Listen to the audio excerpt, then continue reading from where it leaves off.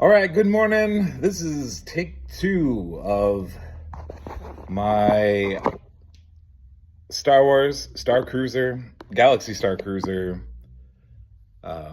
perspective of someone who actually went on the Starcruiser, as opposed to most of the people who are commenting on YouTube who self-admittedly never went on the trip and are still talking about it as though they're glad because it was a waste of money or a waste of time or a waste of wasting.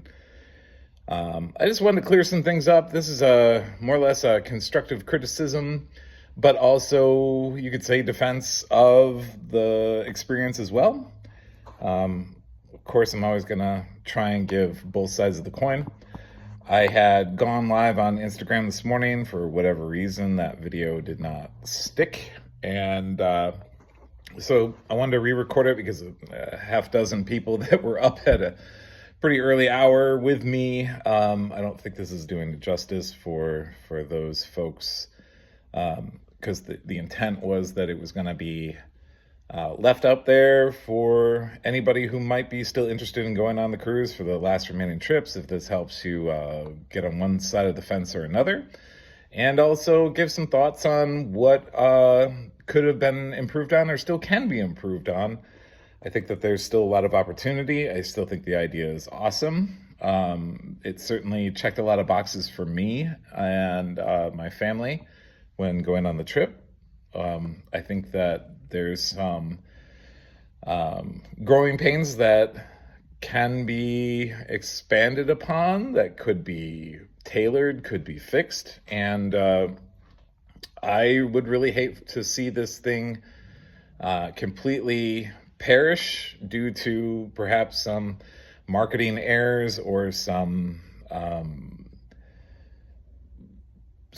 just miscommunication of what the intent is of the experience. And I think it is for a lot of people, if provided that you're into a few things. So I have some notes in front of me down here. If I'm glancing down, that's what I'm looking at. It's currently what I'm looking at right now. First and foremost, I want to say, if you are or were or still are a fan of things like dinner theater, escape rooms, role-playing, murder mysteries, treasure hunts, and choose your own adventure books from your childhood, that this is probably something you'd be into, as long as you're also a Star Wars fan. I don't personally feel like, I mean, obviously, I'm of a generation that grew up with the original trilogy, and those are my favorite films because they're sort of the first and sort of laid all of the concrete for what's come since. And that's, of course, if I had my choice of what it was tailored to, of course, it would be probably more in that vein. I'm perfectly fine with it being tailored to a later generation of films. It's sort of is what it is, and it makes sense in the context of Galaxy's Edge being laid between episodes 8 and 9, and knowing that that's part of the experience, it makes perfect sense. If it were tailored to, say, an original trilogy, and you still got a chance to step off into Batuu, that you would have some disjointed time frames, and I think that could ruin part of the immersion experience that it's intended to do. And so I understand, and I'm not complaining about that factoid, but it's just something you should know. If you're thinking you're going to see Darth Vader marching down the hallway, you're not. And if you expect your stormtroopers to be there and you're getting First Order troopers instead, that's the reason why. So I guess first and foremost, I wanna say a couple things about how a lot of commenters are. This is for the wealthy 1% of society, and I won't deny it's an expensive trip. And it realistically, there was one particular factor that made it achievable for my family and to go last year, and went in late May, so just about this time last year, we went on our excursion. And that thing was the pandemic that happened. And specifically in 2019, we moved into a new home. So that particular year that we moved, we did not take a vacation because we used our vacation time to move our items from our old house to a new house. We fixed up our old house and made it for sale. Um, and then by 2020, the pandemic got into full swing and we did not take a vacation. And then in 2021, we took a very inexpensive remote location in the form of like camping and staying in cabins. So it was not a large expense. So essentially, between 2019, 2020, and 2021, saving that money from not going on vacations in conjunction with making a little bit of money on our previous home sale, we were able to afford to do the Galaxy Starcruiser. And I realized that that's our particular situation, and it's not going to be everybody's situation. And certainly it is truly inexpensive, but we are far from the 1%. We're a two-income family. We both work hard, and this is not something that we would typically be able to do, but with the way that the stars aligned for us, it allowed us to do this, and we had a great time when we did it. Not saying that you should go broke or take out a bunch of credit cards in order to pay for it. It is something that I would still call a once-in-a-lifetime opportunity, and if you're a big Star Wars fan, you probably enjoy it. But I would also caution and say, make sure that everybody that goes on the trip is also a Star Wars fan, because if they're not, they may not enjoy it. All of your party members should also be at least partially a fan of dinner theater, escape rooms, role-playing, murder mysteries, treasure hunts, and choose your own adventure, because that's what you're signing up for. You're not signing up for day spas and nightclub acts and things like that, although there are things on board which reflect that. But this is really a game. It's essentially it's a fun experience if you are willing to put in the time and the adventure into it. If you are passive, I could see where you might not get as much fun or pleasurable experience out of it that my family got, and it might not be for you. And that's not to say you should go and criticize it or mock the people that go on it. I think it's just not for you. And some people like vanilla ice cream, some people like strawberry, and some people like chocolate. It doesn't mean that Neapolitan is going to be for you, or you're only eating the one section. It's just different things for different people. So, but if you are a fan of those things, you're a fan of Star Wars, I think that this might be something you should consider. Excuse me. So the one thing I wanted to dispel is, because I know there's a lot of videos coming out now that it's gone public that the Starcruiser is ending, and the last couple of voyages are booking up. Starting in a little less than a week, they're going to start taking the additional people who had booked during the time that they're now shutting down. So the last trip is the end of September. And so I think if this is going to push some people either on one side of the fence or another, my intention is maybe to, if you're interested, is tell you a little bit more about it, a little bit more about my experience, and help you make a decision, or one way or another.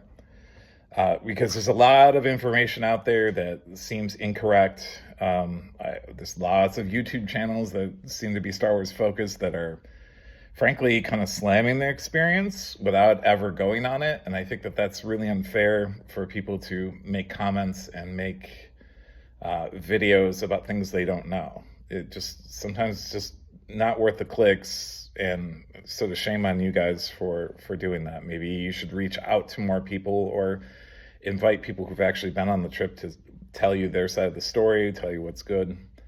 or what's bad. But don't just be a casual observer and make a bunch of comments and slam people who've gone on it, not knowing their life, their conditions, and their situations for doing it.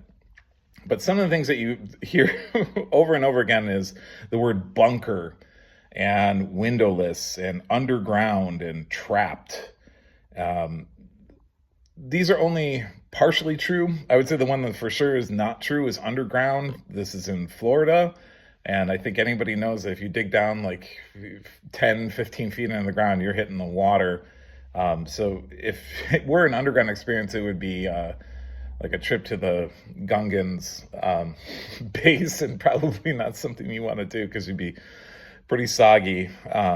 So it's definitely not underground. It is quote windowless in the respect of it's intended to be a starship in the sky. So if you were looking out and seeing palm trees, seeing cars driving by, that's gonna ruin the immersion. And the windows that you're seeing out of are quote unquote starships, the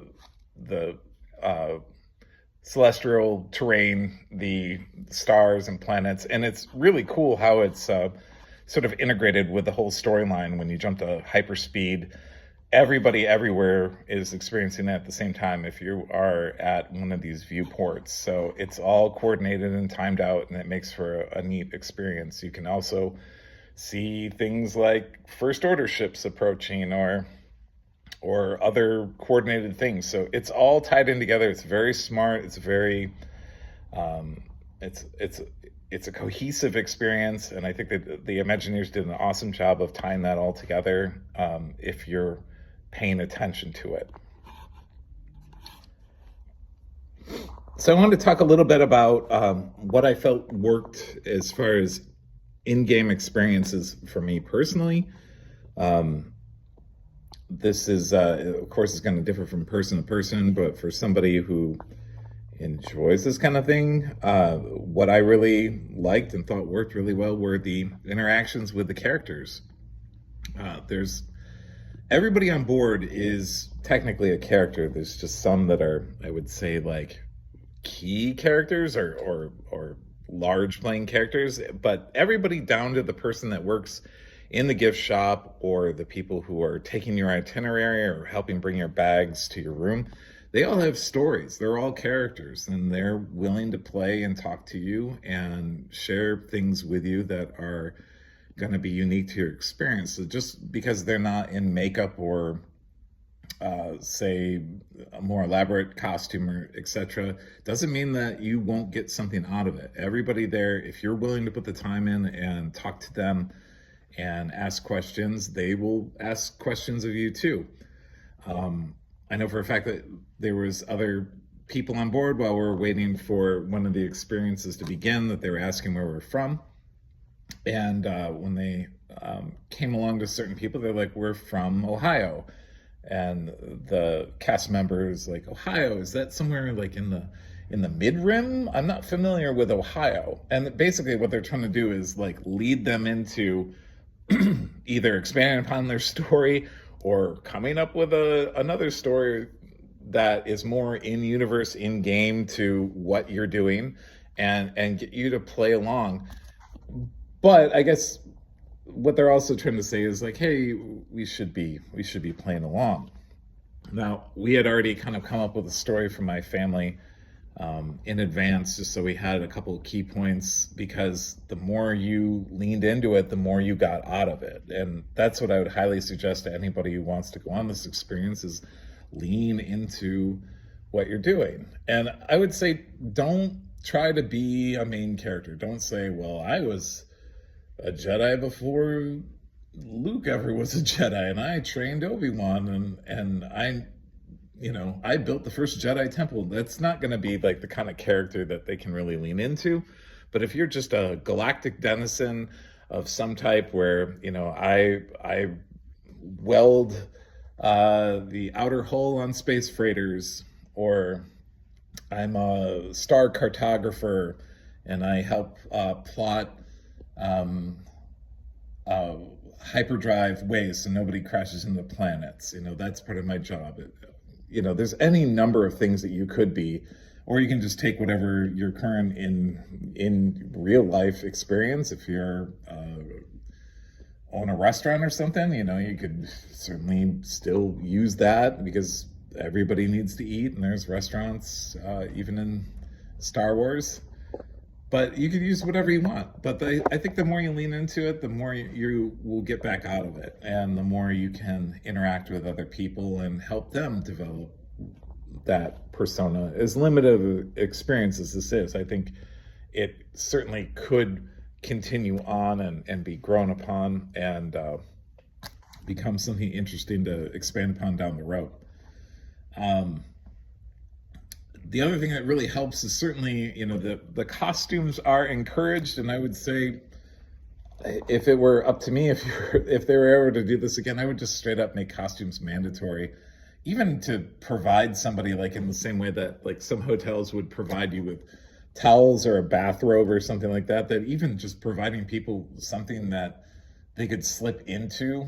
And again, hopefully if they took it with them, they just added to your room charge if you couldn't leave it behind. But something like that, would probably help, because there were certainly people on my excursion that were there and ripped up blue jeans and flip-flops and stuff like that. And it's just kind of hard, if anything broke your immersion, it was going to be other people on your excursion rather than something that Disney did, or the Galactic Starcruiser crew. They're really good at staying on point and trying to keep you engaged and keep you involved. So, as far as that goes, I would highly suggest, if you're going to go on it, make an effort.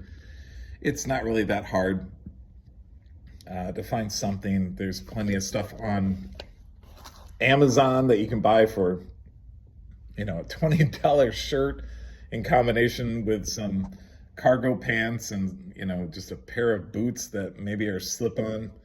And you're already 90% of the way there into a Star Wars costume, a simplified one, obviously, and something that would work effectively for just a galactic denizen. And like I mentioned before, just lean into the role play, like become the character, and don't overdo it. Don't overdo your story, as I talked about before. And another thing that worked, I thought really well, was the food. And this is something that I've also seen be incorrectly spoken about in critique videos from, again, people who did not go. They talked about the food being overpriced, or meager proportions, or just not premium in a lot of ways. And I would say the food was all really good. It was all you can eat during the hours that the meals are provided, either breakfast, lunch, or dinner. You got, with the exception of when you go to Batu for that leg of the trip, obviously that's not all you can eat. You were provided with like a meal voucher, if I remember correctly. But everything on board was all you could eat while you're there. And in between meals, they would have like a limited, like, sort of snacks if you found yourself a little peckish, or perhaps you woke up late and skipped a meal, or you did an activity where you weren't necessarily hungry when the mealtime was provided, but you can go grab something quick in a blue milk or green milk and have that just to satiate and hold you over. And I thought everything tasted really good. It did cater to people of different diets. My family and I primarily have a vegetarian diet, so we certainly did not have any choices that weren't appropriate for us to eat. And I enjoyed everything that I ate. It might look a little strange if you're a hot dog hamburger person. It might be a hurdle for you if you're somebody who gets hung up on certain textures or something. You might find some things it might have the flavor of something that you like, but it might have the texture of something you don't necessarily like. yeah, it might not be your experience. So if you have some of those hangups, I don't know, maybe bring along some, I don't know, granola bars or whatever you do like, just to help get you by. But yeah, the food is, part of the theme, part of the experience, part of the texture and vibe of what's out there. So um, for me, it worked. Maybe for you, that could be a distraction. Um, I want to talk a little bit about things that didn't necessarily work for me, and the one that I would say is my biggest hang up experience, but I understand why they did it, would be the data pads. And the data pads are a good way for them to continue that interaction.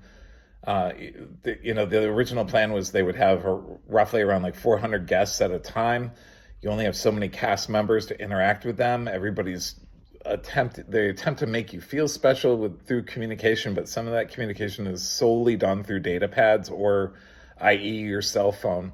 And that is an integral part of the gaming experience, is that you need to have a cell phone that's running the apps, so you're getting the proper communication so you can lead your adventure further on. To me, seeing people on cell phones, whether they're in costume or not, is kind of distracting. It's very terrestrial, and it's kind of like, just go to any public space now and you see people walking around like tapping away on their phones, staring at their phones. And you watch a Star Wars film and you just don't see that. That's something that is more in line with like a Star Trek experience, for like engineers or medical staff to have tricoders and something that they're scanning, either engineering parts or people, to find out what's wrong with them. To me, the concept of that being introduced into Star Wars is kind of foreign and distracting. The thing that would work in its place, although I understand that it would involve a lot more work and a lot more cost, would be more of that communication to go through droids. And perhaps you're getting communication, you're only on a data pad when you're like, say, interfacing with like an R2 unit who speaks only in binary, and then you're using your phone, your data pad, to translate what that binary is being said. Or maybe it pushes the information to a terminal that you go to, and then you get the translation. There are terminals on board. They're also part of the game. They're also different from your data pads. So some of that communication, all of your gamification is coming from interactions between people in the game, in person, your data pad information, and then these terminals where you're getting more ship on screen information. So you kind of have to do all three, but to me, the data pads are kind of slowed everything down.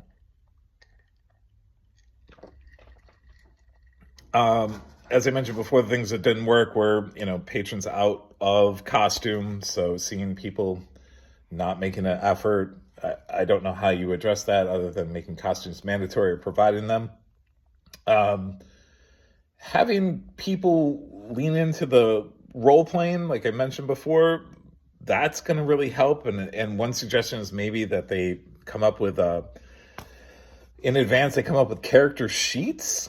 If someone's having a hard time with it, and maybe they give you, 3 different cards, and it gives you, occupation, home planet, and maybe even a little pre-tip, like, one little thing that I don't know, the captain is aligned with the First Order or something like that, or there's a stowaway on board and they're staying in this location.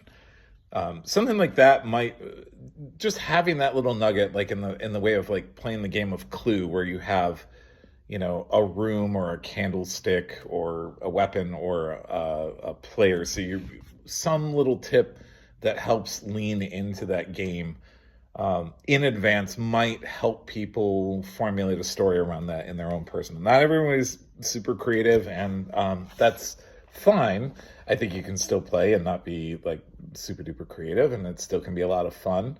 But being passive or like a NPC, or just, basically a body taking up a chair, is like, not only not probably not fun for you as an individual, it's probably not fun for the people around you. Where if you're just kind of a bump on the log and you're not willing to play, this experience probably isn't for you.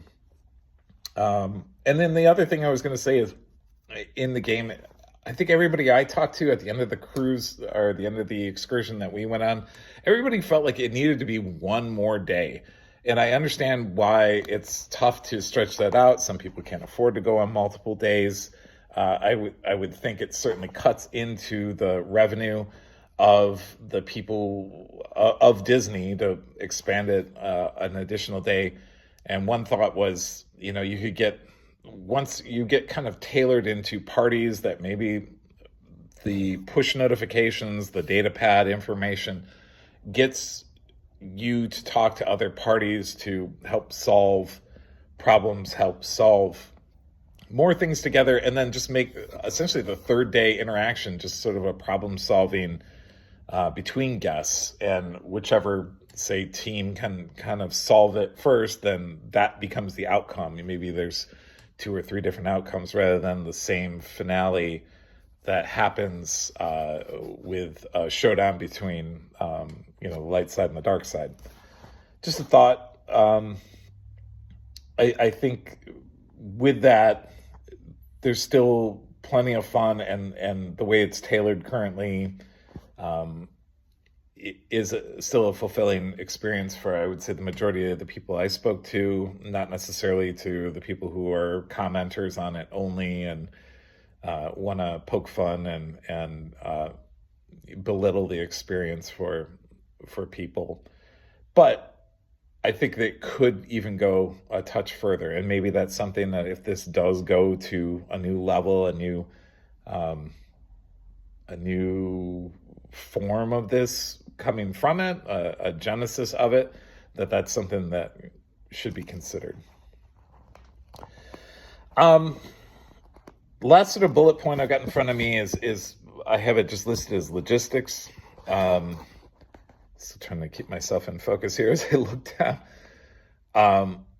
For me, it really boils down to a couple of small things. And the one thing that I think is probably the biggest upsetting factor, besides that the communication of what this is wasn't really clear up front in the marketing, and why there's so many people that were hating it before it ever was a thing, was that because it's Disney, it's focused on a family unit and focused on making it a family experience.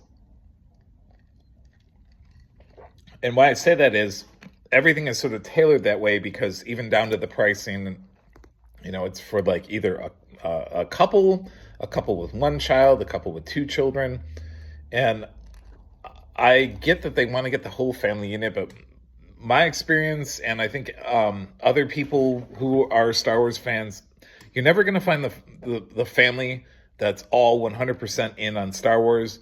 There's going to be some people who are really into it, some people who are passive to it, some people are just meh, and then, people who hate it.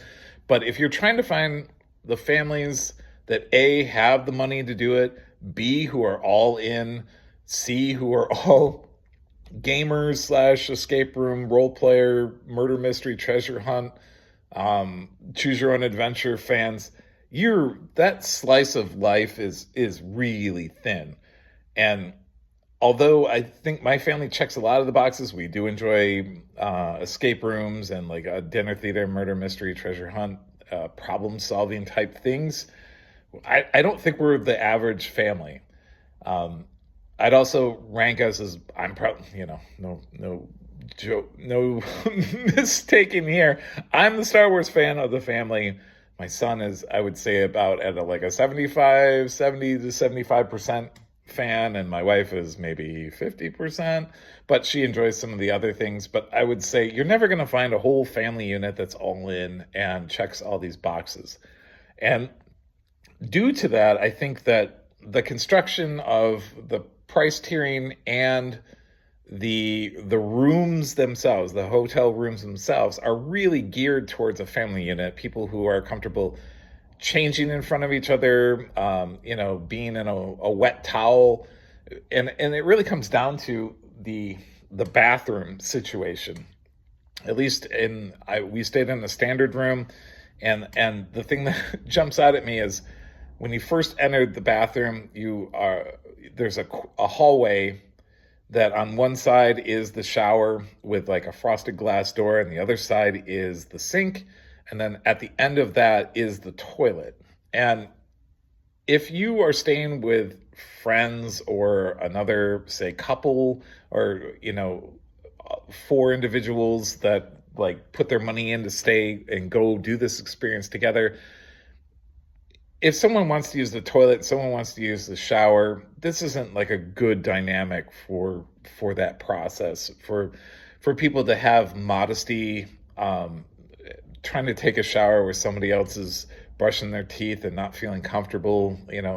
Like nobody feels comfortable in sort of that scenario where everybody's using the bathroom, especially when you're forced to use the toilet that's at the end of a hallway where someone else is showering and someone else is brushing their teeth or putting on makeup, fixing hair, etc. If Disney was smart, they would have not tried to work with the family dynamic. I know that is kind of their thing, but if you really wanted to fill hotel rooms, they should have just made it so individuals could go and play. And maybe you don't count on booking 4 people at a time, but you plan on capturing individuals who still have the money and still want to play, but they're not necessarily part of a family unit. They're not necessarily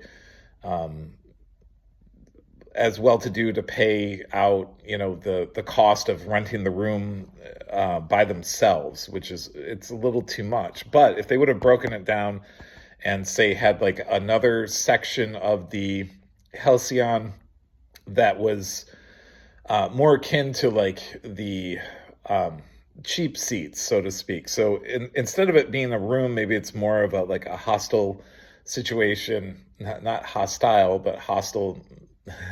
Like if you ever travel abroad and you stay somewhere inexpensively where you don't necessarily, you have a room with a bed, but you don't necessarily have your own ensuite bathroom situation. That maybe it's more of a shared bathroom and it's shower stalls in a larger area rather than you have all those amenities in your room.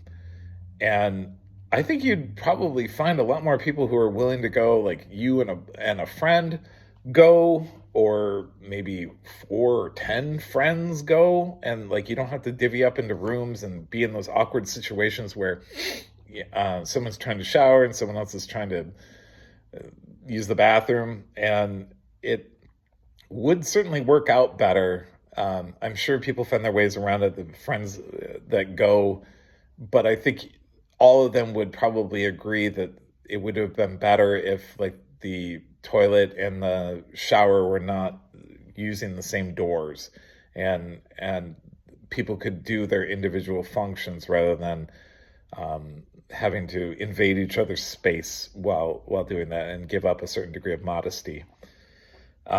So realistically, to have it be more individually tailored, like I mentioned before about my family, I'm probably the bigger Star Wars fan.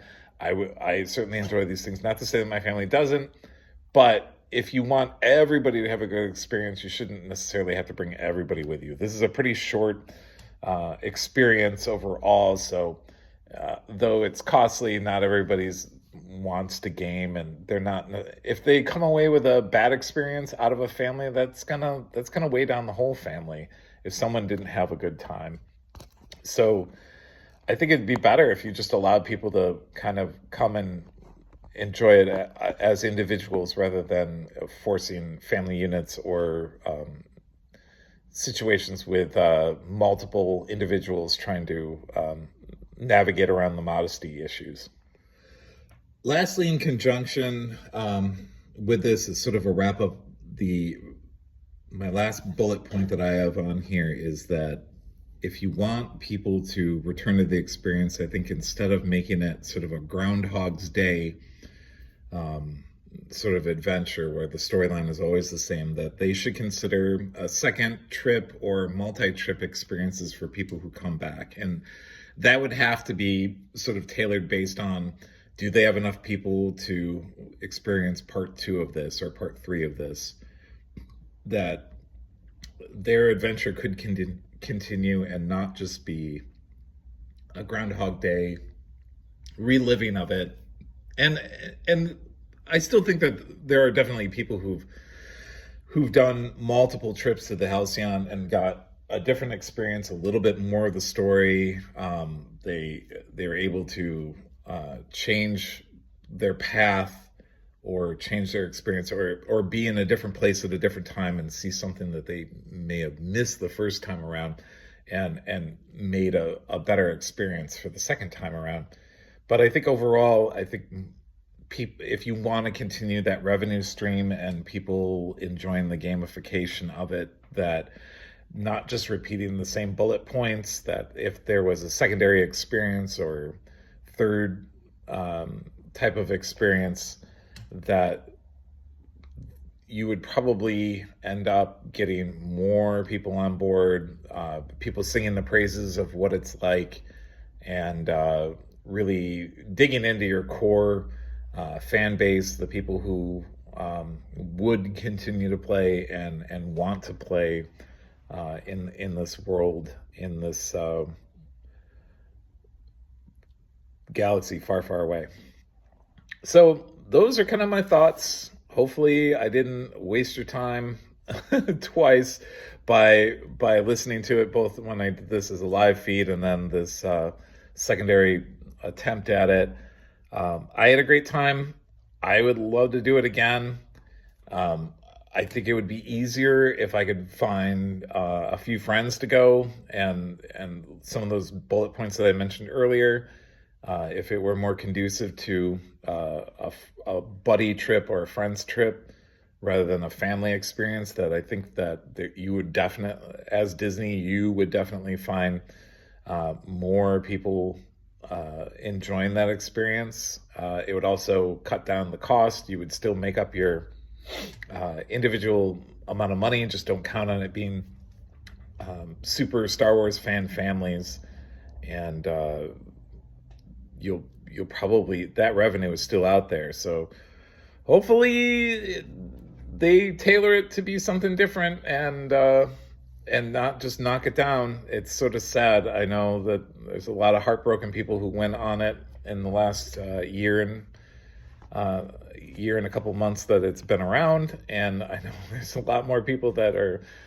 probably still want to go and still experience it, and thought this is a fate that's happening way too soon, and sad to see it go before it ever got a chance to really get off the ground. So that's my thoughts. Hope I didn't waste your time. See ya.